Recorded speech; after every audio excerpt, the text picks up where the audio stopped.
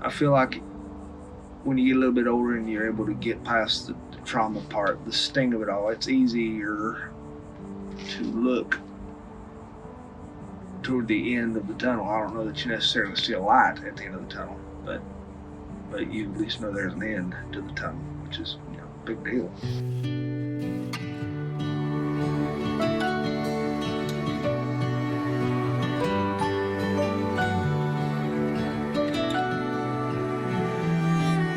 My name is Sean Dietrich, and I am a writer, a columnist, I guess. And I've written a few books, and so I guess that's what I do now. I grew up underneath a lot of trauma, a lot of the post-traumatic effects too, stress of fear. Fear is a very stressful emotion. A lot of people forget that it's the stress of it that really ruins you, that frantic panic. So I kind of grew up with that franticness underneath the surface of everything, and no matter where I'd go, it seemed like I heard sirens. But there really are some sirens out there right now. So I grew up with a lot of a childhood that was painted with trauma, and it affects the way you see the world. It affects the way you see other people, especially. So I see people, I feel like, through that lens of the 12-year-old boy that I was, going through a really, really tough time. You just really never get over that. So now at this stage of my life, I kind of feel like it helps me be a little bit more thoughtful, maybe a little more considerate of my fellow man. But back then, I wasn't sure that it helped me at all. It just hurt.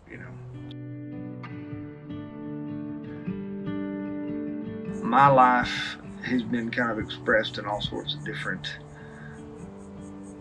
job forms, for sure. Some no different than anybody else. I have interesting jobs, depending on how you look at them. Like I said, as a dishwasher, when I graduated from dishwasher into working as a cook in that restaurant, so that was kind of cool. I learned how to fry food, and I have a weakness for fried food now. And then working construction was, I enjoyed every minute of it. I mean, it was hard work, but it's really fun to sweat.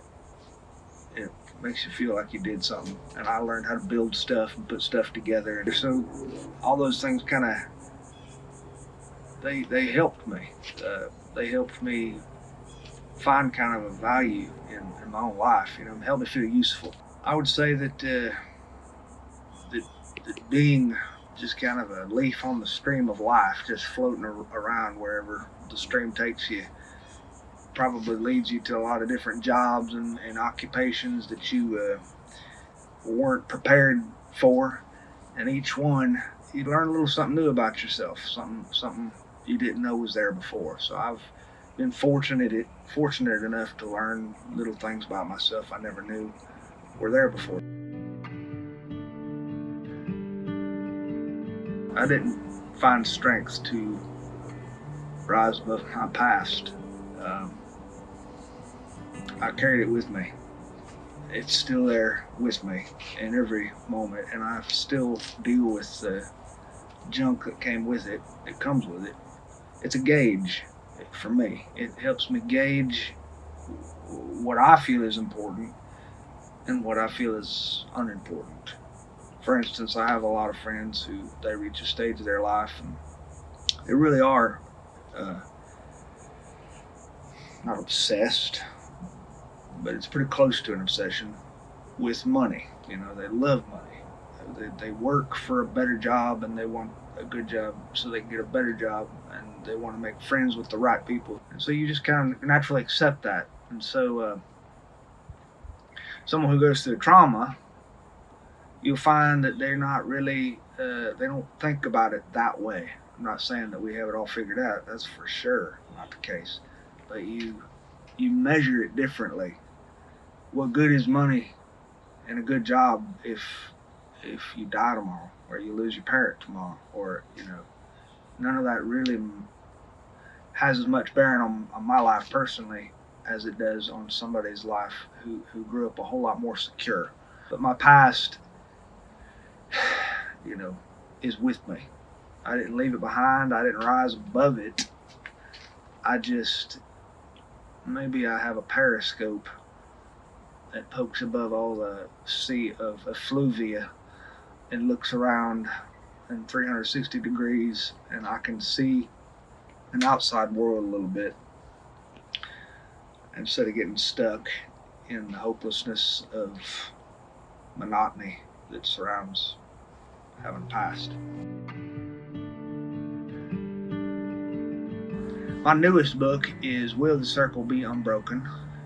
And a memoir of learning you're going to be okay is the subtitle. I enjoyed putting this book out.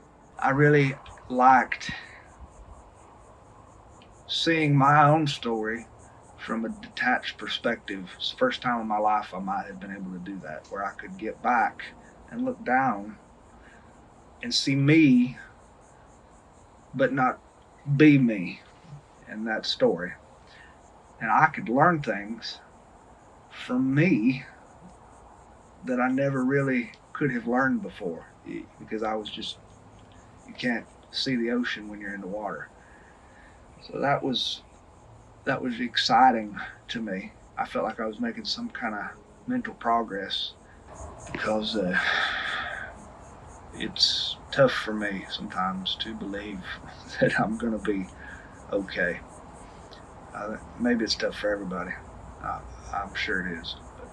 So I hope audiences who read this will believe that